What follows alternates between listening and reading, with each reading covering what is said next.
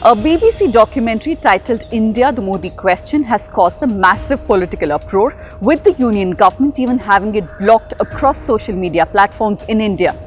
In this episode of Politics with Pooja, I'll tell you what the emergency pass that the Modi government has used to have this documentary blocked in India is, and also why BJP government and its supporters are so desperate that this documentary be not viewed in India.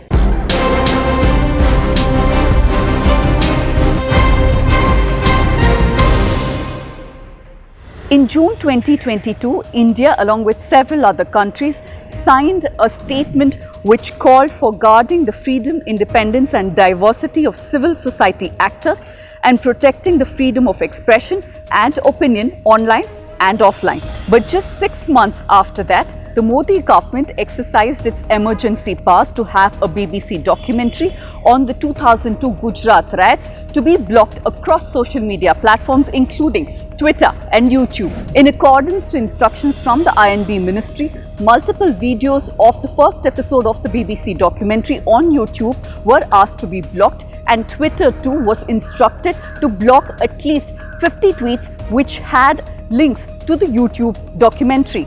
This, of course, the government did, exercising the powers that it had under the IT rules of 2021, and both YouTube and Twitter complied. This even as BBC did not make the documentary available for viewing in India. The documentary in question explores the 2002 Gujarat riots and the role of the state government under Narendra Modi. It also has an interview of the former UK Foreign Secretary Jack Straw, who on record goes on to say that the UK government then had conducted its own probe into the 2002 riots.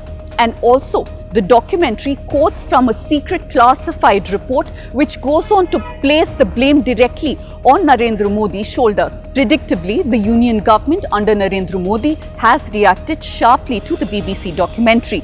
In its first response, the MEA spokesperson said that although he has not watched the documentary, what he's heard of it reeks of a colonial mindset, and also questioned who the UK government diplomats were to actually conduct a probe in India. He also went on to question if they were ruling India to conduct an independent probe. Also, adding to this, Union Law Minister Kiren Rijiju said that Prime Minister Modi's voice is that of 1.4 billion Indians, and also said that India cannot be disgraced with such malicious campaigns. A group of former army veterans, ex-judges and ex-bureaucrats also issued a statement slamming the BBC documentary. The statement called the BBC documentary a motivated charge sheet against Modi, a fellow Indian and a patriot, and also said that the documentary is not a neutral critique and is not about exercising creative freedom or a divergent anti-establishment point of view. Almost all opposition parties in India have taken on the Modi government for blocking the documentary from viewing in India. TMC's Mahua Moitra has taken to Twitter to share an archived link of the documentary, and also added that she has not been elected to the world's largest democracy to accept censorship. AIMIM President Asaduddin Owaisi questioned the union government how they could block this documentary and allow a film on Godse, who killed Mahatma Gandhi, to be allowed in India. Now, what are the powers that the union government exercised to have this documentary blocked in India? According to Rule 16 of the IT rules of 2021, the union government has powers to block any content and information to be viewed under emergency. But these orders can be passed only on specific grounds that include national security and public order. The Indian Express has quoted sources that said that senior officials of the ministries including MEA, Home, INB have examined the documentary and found it to be an attempt to cast aspersions on the authority of the Supreme Court of India, along with sowing divisions among various Indian communities and make unsubstantiated allegations regarding actions of foreign governments in India. Why is BJP and its supporters so keen on having this documentary blocked? For many years now, the union government has been carefully cultivating an image of Prime Minister Narendra Modi as a global leader. And for this to sustain, India being seen as a leader in soft power is imperative. And the key to this lies in upholding values like pluralism, freedom and tolerance. So when a news agency like the BBC makes a documentary directly holding Narendra Modi responsible for communal riots of this scale, it makes it very difficult for the BJP to dismiss it. Because let's remember, this is not a private news channel or an NGO making this allegation.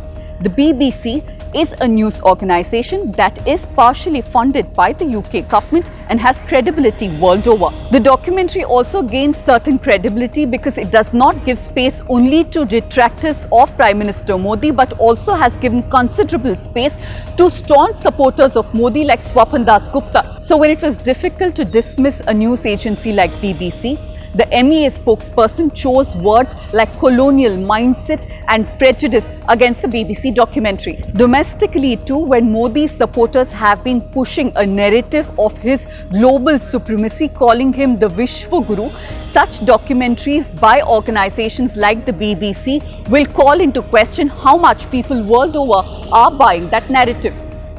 Before you move on to the next video, here's a quick appeal from all of us here at the News Minute. We have been practicing independent journalism, and to continue to do so, we need your support. You can click on the link below to understand how you can become a member of the News Minute community.